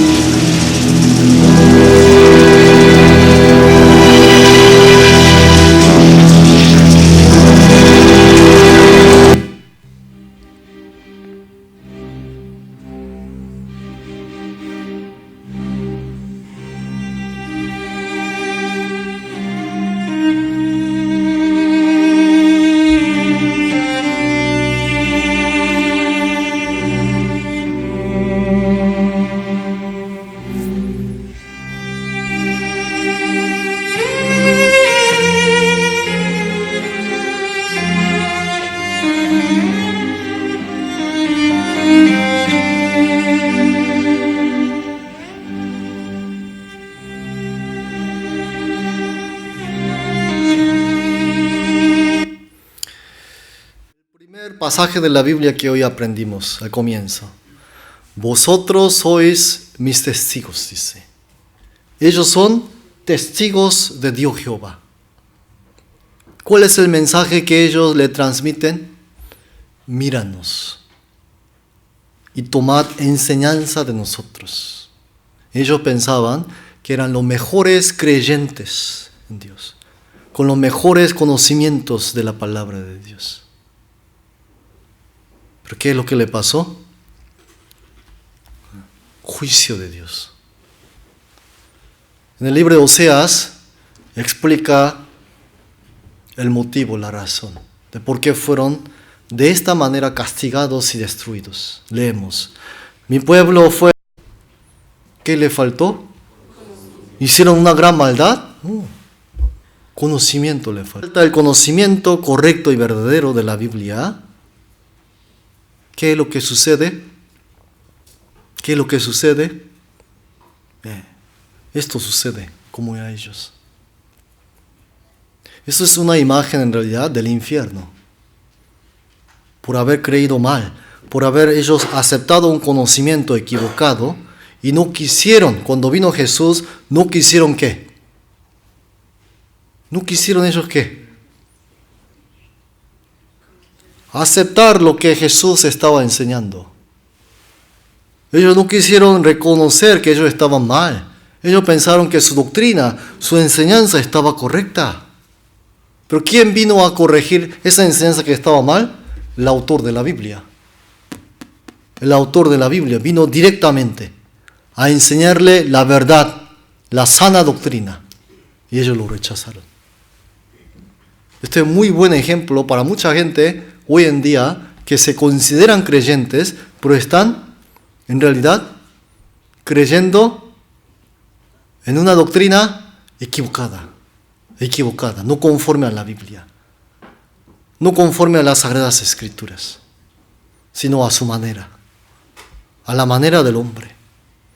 Por eso sabe lo que dice en la Biblia, en Isaías 55, este versículo, muy importante que lo recuerde, dice así.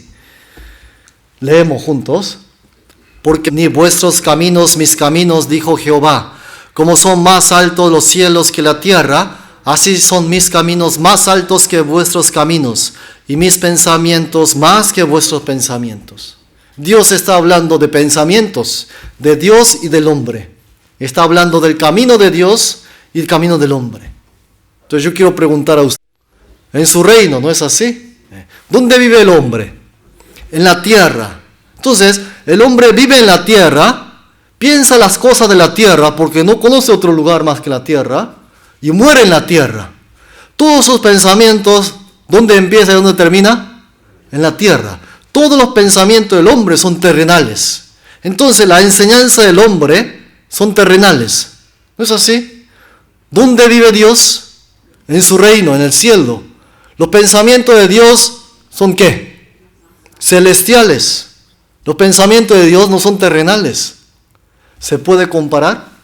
No, es otra dimensión.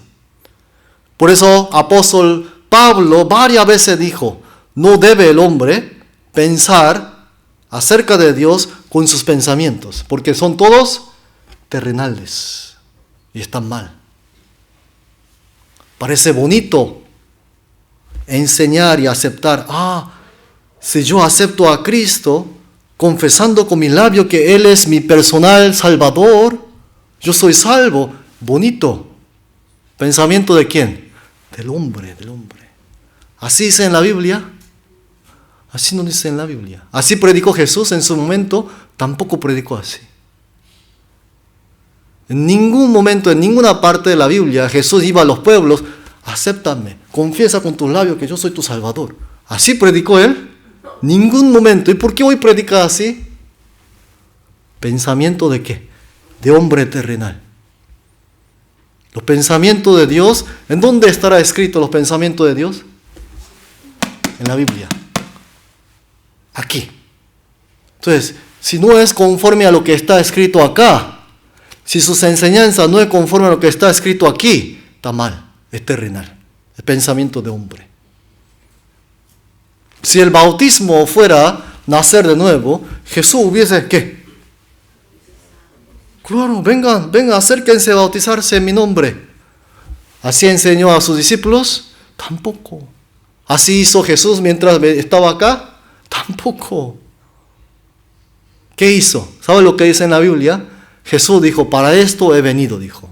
¿Para qué? Para que yo predique, dijo. ¿Predicar qué?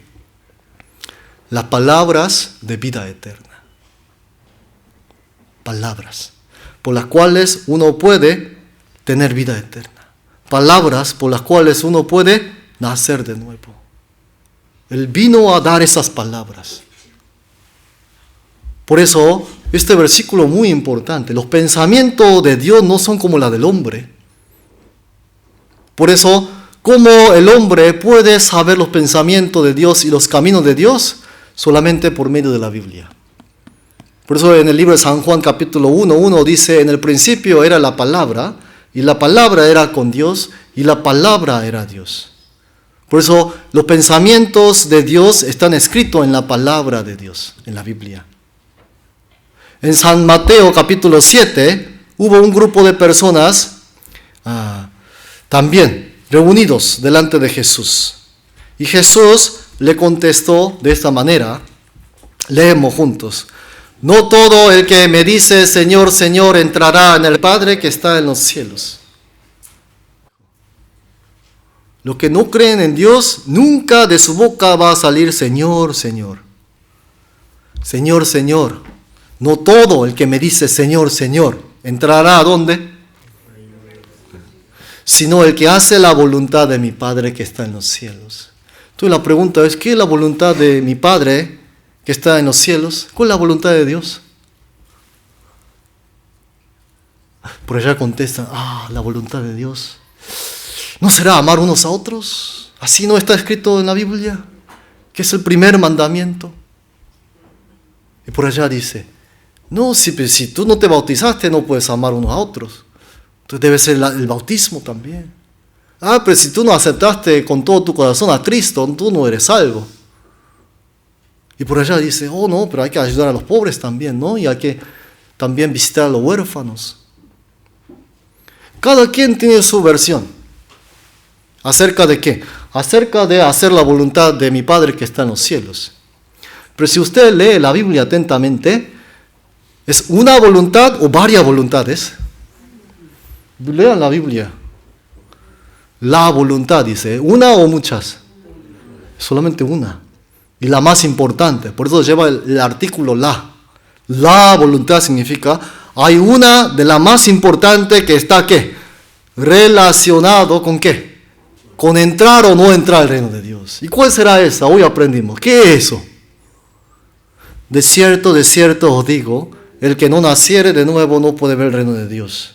Escudriñad las Escrituras, porque en ellas sabéis que tenéis la vida eterna, y ellas son las que dan testimonio de mí. las sagradas escrituras es para salvación. ¿Cuál es la voluntad de Dios que está en el cielo? Nacer de nuevo. Este espíritu que está muerto tiene que recibir palabra de vida eterna para que vuelva a nacer. Esa es la voluntad de Dios. Muy importante, muy importante.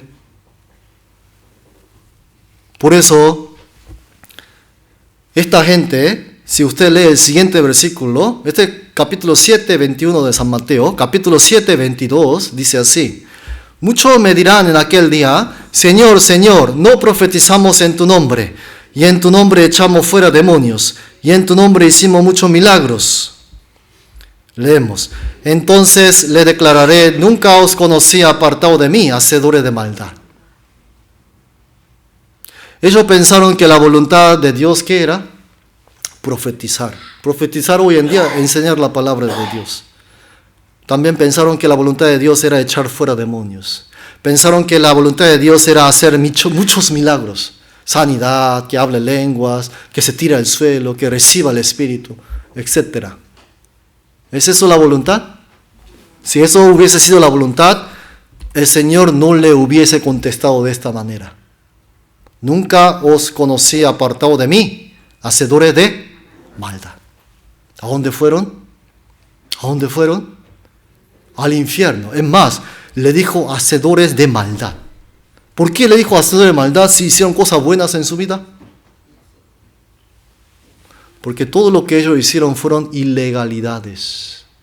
Siendo ilegal, hicieron todas esas cosas. Nunca eran hijos de Dios, pero se hicieron pasar hijos de Dios y utilizaron el nombre del Señor Jesucristo para engañar a muchos. No solamente ellos fueron al infierno. ¿Quién más habrán ido al infierno? Los que siguieron su doctrina. Los que fueron enseñados por ellos fueron todos al infierno. Por eso le dijo hacedores de maldad. Si usted lee la Biblia, Jesús nunca le dijo a la gente del mundo hacedor de maldad. ¿Pero a quién le dijo hacedor de maldad? A los creyentes. A los creyentes que trae ¿con qué? Otra enseñanza de la Biblia. Que hay que aceptar a Cristo en su corazón, que hay que bautizarse para ser salvo, que hay que amar unos a otros para que uno entre al reino de Dios, que hay que guardar los mandamientos y seguir los caminos rectos de Dios. Todas esas personas son hacedores de maldad. Porque la Biblia claramente, Jesús que dijo, para poder ver el reino de Dios, tienes que nacer de nuevo, dijo. Es más, primero tienes que limpiar lo de dentro del vaso. Lo de dentro del vaso. ¿Qué es lo que aquí adentro hay? Pecados. Jesús dijo, de acá sale malos pensamientos, adulterio, fornicación, homicidios, soberbia, envidia, lascivia, maledicencia. Todo sale de acá. Hay que limpiar primero eso, dijo. Pero sin limpiar eso, sin haber limpiado eso, si uno acepta a Cristo, ¿a quién está aceptando? A otro Cristo. Espíritu inmundo. Hoy aprendimos, esto por último, antes de que terminemos, el espíritu del hombre está vivo o está muerto. Está muerto, de acuerdo a la Biblia, está muerto por los pecados. Malos pensamientos, adulterios, fornicaciones, homicidios, engaño, mentira, hurtos, envidia, perversidad, insensatez, locura. Por todos estos pecados, y más que nombra la Biblia, está muerto el hombre a los ojos de Dios. Por eso Dios dijo, tu corazón está sucio, está inmundo. Primero tienes que limpiar lo de dentro del vaso. Primero hay que limpiar ¿dónde? Adentro. ¿Por qué? Si uno no limpia adentro y solamente limpia afuera, esa persona puede entrar o no al cielo. No puede. Es hipócrita. Jesús va a decir, ay, fariseos y escribas hipócrita, dijo, ¿no? Es esa persona. Hoy también. Ay, tú creyente, sea cristiano, católico, hipócrita, va a decir. ¿Por qué? Por fuera son santitos, hombres limpios, pero por dentro, inmundo y sucio. Nunca ha limpiado. Ustedes mismos, honestamente y sinceramente delante de Dios, piensen, Señor, yo he ido muchos años a la iglesia, yo me consideraba creyente muchos años, pero mi corazón, yo nunca he podido limpiar, yo no sé cómo se limpia eso, nunca me enseñaron. Entonces quiere decir que mi corazón está inmundo, Señor. Oh, sí, está inmundo. Ayúdeme, Señor, ¿cómo resolver esto? Por medio de tu palabra. Por eso tú diste la palabra, la Biblia. Esa oración deben comenzar a hacerlo desde ya, desde ya. Si ustedes han aceptado, estando de esta manera, dicen haber aceptado a Cristo, ¿a quién aceptaron? Espíritu inmundo. Por eso a veces entra y hace locuras. Salta, habla lenguas, hace muchas cosas que no son normales de un hombre. Y cuando se le va el espíritu inmundo, ¿cómo se siente? Desinflado ahora. Entonces, ¿qué hay que hacer? Otra vez volver. Y, Señor, entra en mí. Y entra por ratos. Otra vez hace locura. Luego se va. Ese es el espíritu inmundo que dice la Biblia. ¿Dónde ellos actuarán más? ¿Dónde trabajarán más estos espíritus inmundos? ¿Dentro o fuera de la iglesia? Adentro. Porque fuera hay gente que acepta a estos espíritus. No, afuera nadie acepta a Jesús. Adentro acepta, dentro de una iglesia siempre acepta. Por eso está lleno de estos. Por eso deben tener conocimiento correcto de la Biblia. Correcto. Por eso acá, ¿cuál era el motivo de esta destrucción, de ese castigo? Conocimiento. Mi pueblo fue destruido porque le faltó conocimiento. Es lo más importante. Y es lo que más Dios quiere, dice en la Biblia. Yo quiero que me conozca, dice en la Biblia. Lo que más quiero. Último versículo de hoy. ¿Sí? Este seguramente lo deben recordar, este versículo. Es uno de los que leímos. Ahora pueden entenderlo. Vamos a leer en Proverbios 14. Derecho, pero su fin es camino de... Primeramente, ¿a quién irá referido este versículo? A los judíos. Hay camino que al hombre le parece derecho, pero su fin, camino de muerte, del infierno. Mañana vamos a ver nosotros esta parte. Yo le voy a adelantar. Vamos a leer juntos Proverbio 12. Todo camino del hombre es recto en su propia opinión, pero Jehová apesa. Parece igual que el versículo anterior, ¿verdad? Pero lo que cambia es la última parte. Todo camino, ¿qué es lo que pesa? Los corazones del hombre. Él pesa los corazones de los hombres. Mañana vamos a ver cómo es que Él pesa los corazones de los hombres por medio de la palabra de Dios. Por eso faltan 2 días, miércoles y jueves. ¿Sí? Hagan todo lo posible para estar aquí juntos. No más 2 días. Y como ustedes habrán visto ayer y hoy, la Biblia no es un libro de religión. ¿Habla de quién? Habla de mí. Habla de nuestra vida. Y habla de la historia del hombre. Por eso mañana vamos a continuar. Oramos. Dios Padre, gracias por la palabra que nos has dado en este día. Hoy aprendimos de cómo el pueblo de Israel, creyendo mal, con un conocimiento erróneo de la Biblia, fueron destruidos. Y esto es una lección muy importante para todos nosotros, que nos consideramos creyentes también. Por favor, danos un corazón sabio para poder ver correctamente tu palabra y que mañana podamos estar de vuelta aquí para seguir aprendiendo de la verdad. Oramos en el nombre del Señor Jesucristo. Amén.